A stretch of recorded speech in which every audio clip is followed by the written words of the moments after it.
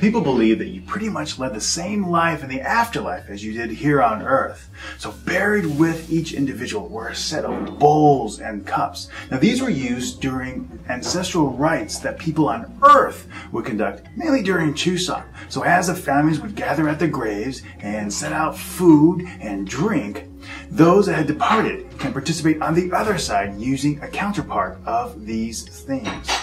The culture surrounding death is always very interesting. Now, back in the day in Korea, you didn't have modern ways to relay information. So when someone died, they actually took notes and wrote the method that someone died, who died, and they placed it on individuals' doors in the town.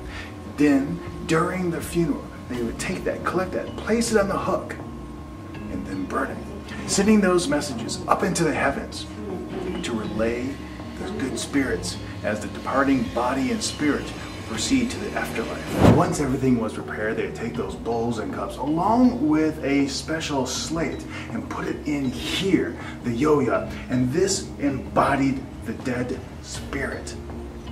They would proceed from the home to the burial site, and this would actually lead the body. You see, back in the Joseon days, they believed that once the person died, their spirit separated from their body, and on the way to the burial grounds, the spirit always preceded the body. Following the yoyo was the sangyo, and this is where the body was. Now this is a very large structure, and it's also very interesting because the same was used for men and women.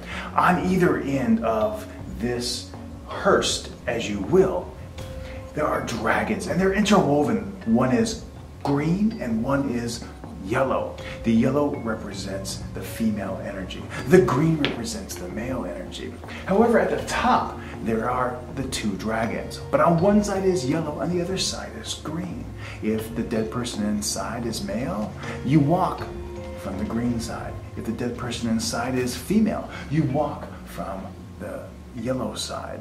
What's also very interesting are these bells at the four corners of the sangyo.